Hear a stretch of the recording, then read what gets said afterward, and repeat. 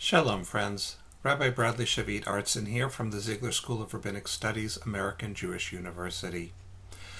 As we approach Yom Kippur, the Day of Atonement, the holiest day of the Jewish calendar, and the biblical holiday that has attracted more attention than any other day, I want us to think about one of the rituals of the day as a key to unlocking the inner struggle, the inner dynamic of what does it mean to be human.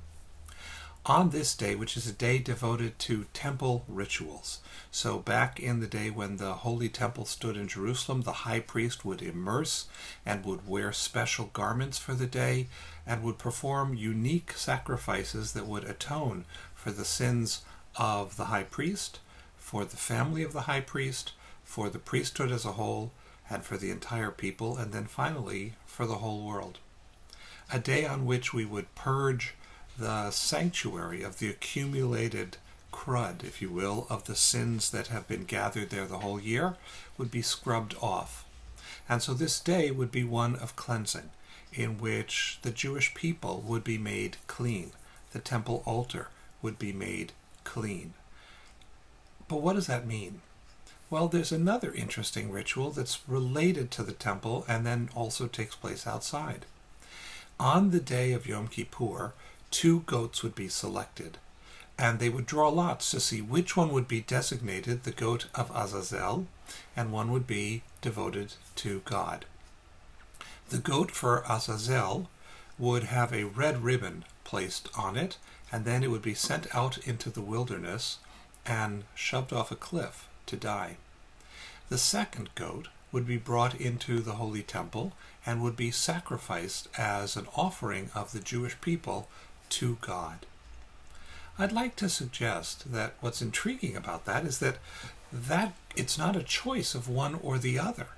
That there's a sacrifice made inside the temple, but then there's also one that is discarded in the wilderness. And that both of those are mandated by the Torah. Never else do you see a sacrifice that's mandated outside of the temple. This is it. So why would it be on the most temple-oriented day of the year, when we cleanse the Holy of Holies, on that day and that day alone, we're also told to sacrifice outside? Because, my friends, we're not saints, and we're also not sinners. Sin is not a category of being.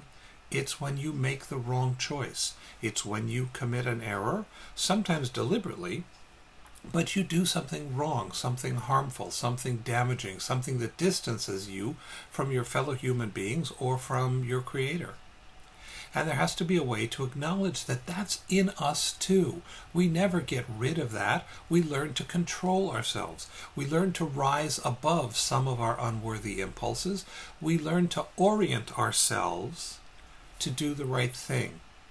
And so we need to make both offerings.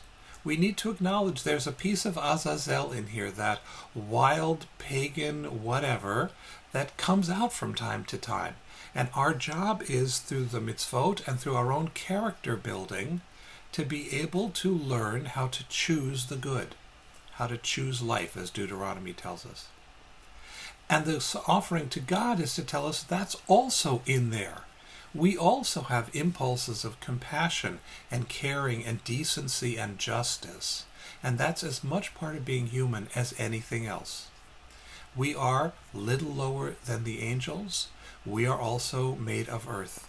And that beautiful, unstable fusion is who we are. So as we enter into this fast day of holiness and solemnity, this day of beautiful music, this day of introspection and rededication, let's own the Azazel within and the yearnings for the divine. Let's acknowledge both are human, and our job is not to obliterate the one or to exhibit smug pride over the other. Our job is to choose the good, to choose life, to lean in to holiness and decency and compassion and justice. Have a meaningful fast, everybody. Thanks for joining me.